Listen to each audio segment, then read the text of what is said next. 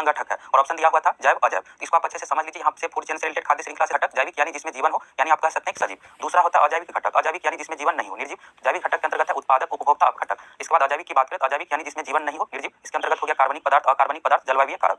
ये चीज यहाँ से आपको क्लियर हो गया। पारिस्थितिकी तंत्र के दो घटक है, पहला होता है जैविक यानी जिसमें जीवन हो, दूसरा होता है अजैविक यानी निर्जीव जिसमें जीवन नहीं हो। अब ऑप्शन में क्या रहेगा कि जैविक की जगह पर जैव रहेगा, अजैव रहेगा, या फिर सजीव, निर्जीव, दूसरा चीज भी यहाँ से दिया जा सकता है। जैविक घटक के अंतर्गत तीन कैटेगरी हो गया, पहला होता है उत्पादक, दूसरा होता है उपभोक्ता, तीसरा होता है अपघटक। उत्पादक हरे पेड़ पौधे, उत्पादक यानी जो अपना भोजन स्वयं बनाते हैं, इसके अंतर्गत है हरे पेड़ पौधे। दूसरा होता है उपभोक्ता, उपभोक्ता उत्पादक पर ही डिपेंड है। तीसरा होता है अपघटक, उपभोक्ता के मरने के बाद सड़ा गला के जो नष्ट करता है उसे अपघटक कहा जाता है। अपघटक के कैटेगरी में कवक, जीवाणु हो गया, ये दोनों चीजें अपघटक के कैटेगरी में। एग्जाम में यहाँ से ऐसे पूछा जाता है क्वेश्चन, कवक क्या है, तो कवक अपघटक के उदाहरण है, हरे पेड़ पौधे उत्पादक के कैटेगरी में। इस पर यहाँ पर जो भी आपको दिख रहा है हिरन, बकरी, भेड़, बाघ, मनुष्य, कौवा, ये सब जो है उपभोक्ता के कैटेगरी में। अब उपभोक्ता का भी तीन होता है, प्रथम, द्वितीय, तृतीय, आगे और आप लोगों को क्लियर हो जाएगा।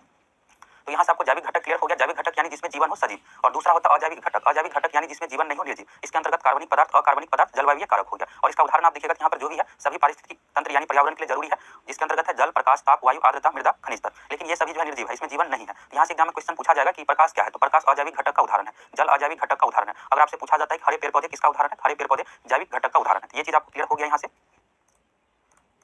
अब आगे यहाँ पर कुछ और फैक्ट देख लीजिए पारिस्थितिकी तंत्र से संबंधित। तो कृत्रिम पारिस्थितिकी तंत्र से भी enforcement sub inspector PT exam में क्वेश्चन पूछा गया था। क्वेश्चन इस तरह से पूछा गया था, इसमें से कौन सा कृत्रिम पारिस्थितिकी तंत्र का उदाहरण है। कृत्रिम यानी मानव निर्मित, जो मानव के द्वारा बनाया गया हो। तो जो भी ऑप्शन में आपको मानव से संबंधित दिखेगा, जिसका निर्माण मानव के द्वारा किया गया है, ये हो जाएगा कृत्रिम पारिस्थितिकी तंत्र। और जो प्राकृतिक द्वारा बनाया गया, जो पहले से मौजूद है, ये होता है प्राकृतिक पारिस्थितिकी तंत्र। तो धान का खेत, धान का फसल हो गया, और बांध, बांध जो है मानव निर्मित है। इसके अलावा तालाब भी है। अगर ऑप्शन में धान का खेत या बांध दिया हुआ रहेगा तो आपको ये दोनों चूज करना है। अगर ये दोनों नहीं दिया हुआ रहेगा तब आपको तालाब चूज करना है। तालाब भी मानव निर्मित है, मानव के द्वारा ही बनाया जाता है। इसके बाद पारिस्थितिकी तंत्र में ऊर्जा का जो मुख्य स्रोत होता है सूर्य होता है। सूर्य से पेड़ पौधे को ऊर्जा प्राप्त होता है, पेड़ पौधे से फिर हम लोगों को ऊर्जा प्राप्त होता है। सर्वाधिक अस्थायी पारिस्थितिकी तंत्र, ये भी पूछा जा सकता है एग्जाम में, सर्वाधिक अस्थायी पारिस्थितिकी तंत्र महासागर का है। इसके बाद आर्द्रभूमि स्थल से संबंधित कुछ महत्वपूर्ण फैक्ट देख लीजिए। यहाँ से भी एग्जाम में क्वेश्चन पूछा गया था। Enforcement sub inspector PT exam में यहाँ से क्वेश्चन पूछा गया था, भारत का सबसे छोटा आर्द्रभूमि स्थल कौन सा है। यहाँ से आप देख लीजिए, तीन फैक्ट आपको याद रखना है। भारत का सबसे बड़ा आर्द्रभूमि स्थल सुंदरवन है। सुंदरवन पश्चिम बंगाल राज्य में है। राज्य का नाम भी पूछा जाता है और सुंदरवन से रिलेटेड बहुत सारा क्वेश्चन एग्जाम में पूछा जाता है। एक क्वेश्चन यहाँ से पूछा जाएगा, भारत एवं विश्व का सबसे बड़ा डेल्टा कौन सा है। विश्व का सबसे बड़ा डेल्टा है सुंदरवन, एवं भारत का भी सबसे बड़ा डेल्टा है सुंदरवन। सुंदरवन पश्चिम बंगाल राज्य में है। यहाँ पर जो दो नदी मिलती है, गंगा एवं ब्रह्मपुत्र नदी, यहाँ पर आकर समुद्र में गंगा एवं ब्रह्मपुत्र नदी मिलती है। ये दो फैक्ट हो गया। इसके बाद बात करते हैं सुंदरवन एक राष्ट्रीय उद्यान भी है। सुंदरवन राष्ट्रीय उद्यान बंगाल टाइगर के लिए प्रसिद्ध है। यह भी क्वेश्चन एग्जाम में पूछा जाता है कि सुंदरवन राष्ट्रीय उद्यान किसके लिए प्रसिद्ध है, तो बंगाल टाइगर के लिए प्रसिद्ध है। सुंदरवन में सुंदरी वृक्ष पाया जाता है, ये भी दरोगा एग्जाम में पूछा हुआ क्वेश्चन है। और सुंदरवन में जो वन है मैंग्रोव वन है। वन का प्रकार भी एग्जाम में पूछा जाता है। सुंदरवन में किस प्रकार का वन है, मैंग्रोव वन है, सुंदरी वृक्ष पाया जाता है। सुंदरवन एक राष्ट्रीय उद्यान भी है, बंगाल टाइगर के लिए प्रसिद्ध है। भारत एवं विश्व का सबसे बड़ा डेल्टा सुंदरवन है, और भारत का सबसे बड़ा आर्द्रभूमि स्थल भी सुंदरवन है, यह पश्चिम बंगाल राज्य में है। इसके बाद बात करते हैं छोटा स्थल से रिलेटेड। तो भारत का सबसे छोटा आर्द्रभूमि स्थल रेणुका है। रेणुका हिमाचल प्रदेश राज्य में है। राज्य का नाम भी पूछा जा सकता है। भारत का एकमात्र कृत्रिम आर्द्रभूमि स्थल हरिके बराज है। यह जो है कृत्रिम आर्द्रभूमि स्थल है। एग्जाम में पूछा जाएगा कि भारत का एकमात्र या कृत्रिम आर्द्रभूमि स्थल में से कौन सा है, हरिके बराज है। यह जो है पंजाब राज्य में है। तो छोटा बड़ा क्लियर हो गया और कृत्रिम भी आपको क्लियर हो गया। ये सब फैक्ट एग्जाम में पूछा जा सकता है। अब कुछ और फैक्ट देख लीजिए। दुर्लभ सफेद बाघों के लिए जो प्रसिद्ध है उड़ीसा का नंदकानन राष्ट्रीय उद्यान, ये भी एग्जाम में पूछा जा सकता है। नंदकानन राष्ट्रीय उद्यान उड़ीसा राज्य में, और यह दुर्लभ सफेद बाघों के लिए प्रसिद्ध है। और गिद्धों के विलुप्त होने का कारण डिक्लोफेनेक रसायन है। यह कई बार एग्जाम में पूछा गया कि पृथ्वी पर से गिद्धों के विलुप्त होने का कारण क्या है, तो गिद्धों के विलुप्त होने का जो कारण है डिक्लोफेनेक रसायन है। यह रसायन का प्रयोग जानवरों के लिए दर्द निवारक दवाई में प्रयोग किया जाता था। इसके बाद जानवर के मरने के बाद गिद्ध को खाने पर गिद्ध के लिए हानिकारक था। तो विलुप्त होने का कारण है डिक्लोफेनेक रसायन। अब परमाणु रिएक्टर से संबंधित कुछ और फैक्ट देख लीजिए। यहाँ से भी क्वेश्चन एग्जाम में पूछा जाता है। तो जो भी यहाँ पर जितने भी पॉइंट है सभी एग्जाम के लिए इंपॉर्टेंट है और सभी फैक्ट से एग्जाम में क्वेश्चन पूछा जा सकता है। तो पहले आप इसको कंप्लीट कर लीजिए। इसके बाद टॉप 100 क्वेश्चन है और प्रीवियस ईयर का क्वेश्चन भी आप लोगों को दिखाएंगे। अगर आप इसको कंप्लीट अच्छे तरीके से कर लीजिएगा तो 6 से 7 क्वेश्चन यहाँ से पूछा जाएगा। बहुत ज्यादा लोग मारे गए थे। यह जो दुर्घटना हुई थी 1986 में, यह बहुत ज्यादा फेमस है, इसलिए एग्जाम में कई बार पूछा जाता है। चेरनोबिल दुर्घटना कब हुई थी, 1986 में, और देश का नाम है यूक्रेन। तो देश का नाम भी पूछा जाता है। चेरनोबिल दुर्घटना किस देश में हुई थी, यूक्रेन देश में। इसके बाद सेम इसी तरह से परमाणु रिएक्टर में भी विस्फोट के कारण से 3 माइल आइलैंड विस्फोट हुआ था 1979 में, और यह जो संबंधित अमेरिका से, ये दोनों आप याद रख लीजिए। परमाणु विस्फोट के कारण से है, परमाणु रिएक्टर में रिसाव या विस्फोट के कारण से यह दोनों दुर्घटना हुई है। देश का नाम और वर्ष भी एग्जाम में पूछा जाता है। सबसे इंपॉर्टेंट है ऊपर वाला चेरनोबिल दुर्घटना। इसके बाद भारत से रिलेटेड आप देख लीजिए। तो भारत में यहाँ पर यूनियन कार्बाइड कंपनी में विषैली गैस का रिसाव हुआ था। इस कारण से बहुत सारे लोग मारे गए थे। तो 3 दिसंबर 1984 को यह दुर्घटना हुई थी, भोपाल में हुई थी। विषैली गैस का नाम एग्जाम में पूछा जाता है, तो वर्ष भी पूछ दिया जाता है। 3 दिसंबर 1984 को यह दुर्घटना हुई थी, और इसमें गैस का जो रिसाव हुआ था मिथाइल आइसोसाइनेट। अब ऑप्शन में जो है मिथाइल आइसोसाइनेट भी दिया हुआ रहता है, साइनेट भी दिया हुआ रहता है। साइनेट भी है, यह भी जहरीली है, और साइनेट भी। तो इसमें जो रिसाव हुआ था मिथाइल आइसोसाइनेट का, आपको यहाँ से ये याद रखना है कि नेट यहाँ पर दिया हुआ, नेट यानी जाल। तो गैस का जो रिसाव हुआ था नेट गैस का, नाइट का नहीं हुआ था, मिथाइल आइसोसाइनेट, और इसका शॉर्ट नेम हुआ MIC।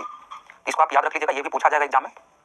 अब बात करते हैं यहाँ पर परमाणु बम से संबंधित। तो ये तो आपको याद होगा, लेकिन यहाँ से इसे क्वेश्चन नहीं पूछा जाता। क्वेश्चन पूछा जाएगा 6 अगस्त 1945 को जापान के हिरोशिमा शहर पर लिटिल बॉय बम गिराया गया था, और यह किस चीज से बना हुआ था, ये आपसे पूछ दिया जाएगा।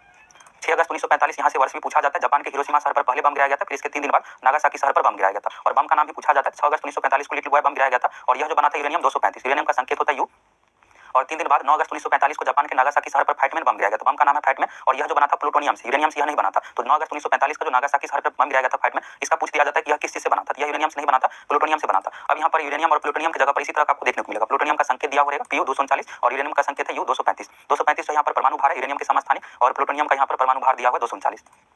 तो यहाँ से आप दोनों ये चीज याद रख लीजिए, हिरोशिमा पर यूरेनियम बम, हिरोशिमा पर लिटिल बॉय बम गिराया गया था, यह जो बना था यूरेनियम से, और नागासाकी शहर पर फाइटमैन बम गिराया गया था, यह जो बना था प्लूटोनियम से। इसके बाद यहाँ पर राष्ट्रीय उद्यान से संबंधित कुछ फैक्ट देख लीजिए। तो भारत में कुल 104 राष्ट्रीय उद्यान है। तो राष्ट्रीय उद्यान की संख्या तो नहीं पूछा जाता एग्जाम में, ये पूछा जाएगा कि भारत में सर्वाधिक राष्ट्रीय उद्यान किस राज्य में है। तो सर्वाधिक राष्ट्रीय उद्यान मध्य प्रदेश राज्य में है और सर्वाधिक वन भी मध्य प्रदेश में ही है। भारत में कुल रामसर साइटों की संख्या 46 हो गया है। रामसर साइट क्या है, तो आर्द्रभूमि से संबंधित सम्मेलन रामसर में हुआ था। रामसर ईरान में है, तो जो भी आर्द्रभूमि से संबंधित स्थल है इसका नाम दिया जाता है रामसर साइट, और टोटल संख्या 46 हो गया। करंट अफेयर से रिलेटेड यह क्वेश्चन है। बाघ परियोजना की शुरुआत 1 अप्रैल 1972 को हुई थी। प्रोजेक्ट टाइगर कई बार एग्जाम में पूछा जाता है। प्रोजेक्ट टाइगर की शुरुआत कब हुई थी, 1 अप्रैल 1972 को।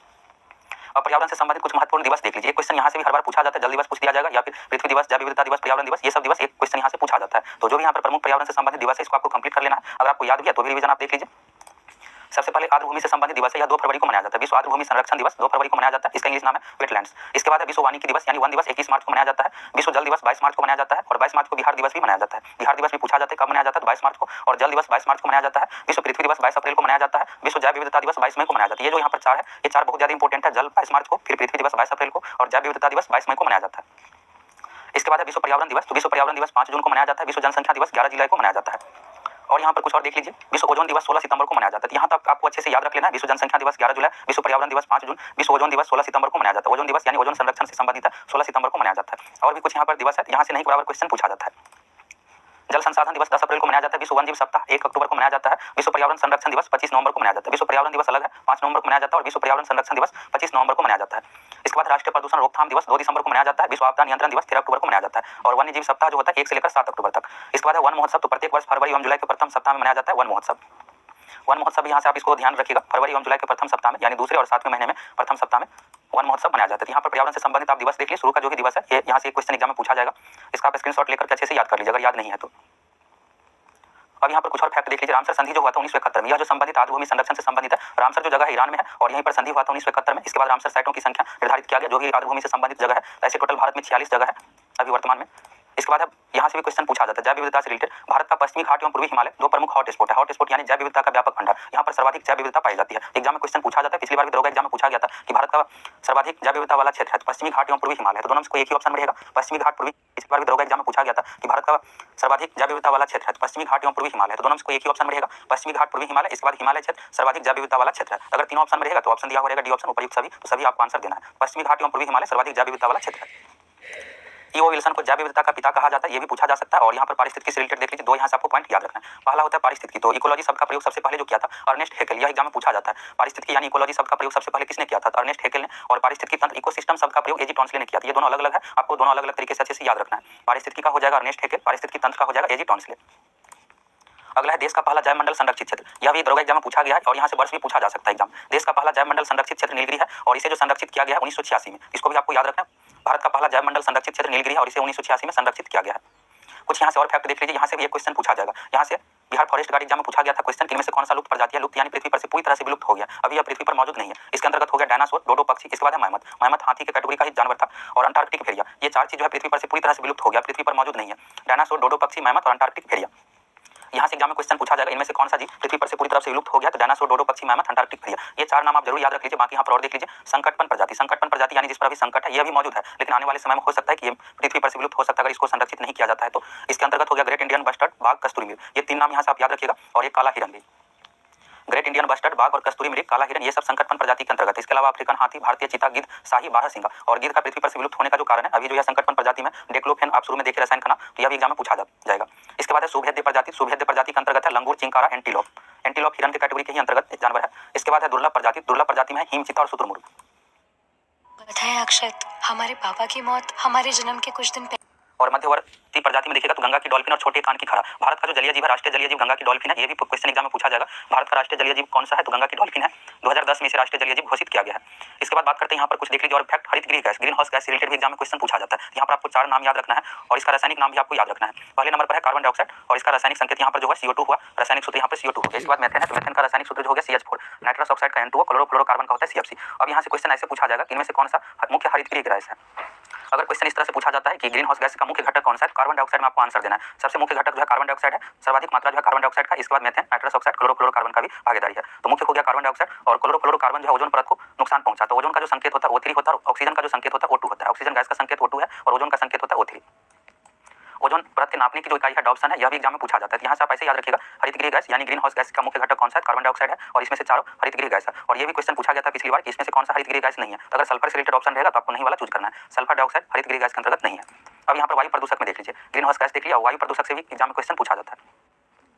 वायु प्रदूषक में आपको एयर पोल्यूशन में सबसे अधिक जो भागीदारी है कार्बन मोनोऑक्साइड का, यह जहरीली गैस है, इस कारण से सर्वाधिक वायु प्रदूषक माना जाता है। मानव शरीर के स्वास्थ्य के लिए बहुत ज्यादा हानिकारक है कार्बन मोनोऑक्साइड। और ये सभी भी है, लेकिन सर्वाधिक अगर पूछा जाता है कार्बन मोनोऑक्साइड और इसका रासायनिक सूत्र हो गया CO। कार्बन डाइऑक्साइड का होता है CO2, कार्बन मोनोऑक्साइड का हो गया CO। कार्बन मोनोऑक्साइड सर्वाधिक हो गया, इसके बाद carbon dioxide, sulphur dioxide, nitrous oxide. और अम्लीय वर्षा के लिए जिम्मेदार है सल्फर डाइऑक्साइड, नाइट्रस ऑक्साइड, ये दोनों अम्लीय वर्षा के लिए जिम्मेदार होता है और सबसे मेन है इसमें से सल्फर डाइऑक्साइड। यह भी एग्जाम में पूछा जाता है। वायु प्रदूषक में सर्वाधिक अगर पूछा जाएगा क्वेश्चन ऐसे पूछा जाता है कि मोटर कार के धुओं के रूप में मानव शरीर के लिए सर्वाधिक जिम्मेदार कौन सा है, कार्बन मोनोऑक्साइड है। सर्वाधिक प्रदूषक कौन सा है, कार्बन मोनोऑक्साइड में आपको आंसर देना है। इसके बाद प्रमुख रोग देख लीजिए, यहाँ से भी क्वेश्चन एग्जाम में पूछा जाता है। इसमें जो भी रोग है जल के कारण से, जल के माध्यम से मानव शरीर में फैलता है। तो सबसे पहले मिनीमाटा रोग। तो मिनीमाटा रोग का जो कारण है पारा मरकरी है। पारा का ही दूसरा नाम होता है मरकरी और इसका संकेत होता है Hg। अब एग्जाम में पारा मरकरी की जगह पर इसका संकेत दिया हुआ रहेगा Hg, तो यह भी आपको याद रखना, यह पारा का ही संकेत है। सीसा का जो संकेत होता है Pb होता है। मिनीमाटा रोग का जो कारण होता है पारा या मरकरी। इसके बाद एस्बेस्टोसिस रोग, यह जो होता है एस्बेस्टस के कारण से, एस्बेस्टस के धूल फेफड़ा में जाकर जम जाता है और यह प्रभावित करता है मानव शरीर के फेफड़ा को, श्वास नली को प्रभावित करता है। इसके बाद है ब्लू बेबी सिंड्रोम, यह नाइट्रेट के कारण से होता है, ब्लैक फुट आर्सेनिक के कारण से होता है। ये दोनों एग्जाम में पूछा जाएगा। और ऊपर का जो है मिनीमाटा रोग पारा, यह भी एग्जाम में पूछा जाएगा। इसके बाद है इटाई रोग, कैडमियम, इसका आप स्क्रीनशॉट ले लीजिए और यहाँ पर जो भी 5 दिया हुआ है इसको आप अच्छे से याद कर लीजिएगा। यहाँ से भी एक क्वेश्चन एग्जाम में पूछा जाएगा। इटाई रोग का जो कारण है कैडमियम है और कैडमियम का जो संकेत होता है CD होता है, आर्सेनिक का संकेत होता है AS, blue baby syndrome nitrate के कारण से होता है, मिनीमाटा रोग पारा के कारण से होता है, एस्बेस्टोसिस रोग होता है एस्बेस्टस के कारण से। और ऑयल स्पिल्स के कारण यहाँ पर देखिएगा तो सागरीय जीव मर जाते हैं। सागर में खनिज तेल यानी जो भी जहाज होता है और इसमें से तेल का जो रिसाव होता है, इस कारण से सागरीय जीव मर जाते हैं। इसे जो कहा जाता है ऑयल स्पिल्स, यह भी पूछा जाएगा। और सीसा मानव मस्तिष्क को प्रभावित करता है। मानव मस्तिष्क यानी नर्वस सिस्टम को प्रभावित करता है सीसा के कारण से। सीसा का संकेत होता है Pb और पारा मरकरी का संकेत होता है Hg। अब चलिए टॉपिक 120 क्वेश्चन देख लीजिए। इसके बाद आप लोगों को प्रीवियस ईयर का क्वेश्चन भी दिखलाएंगे।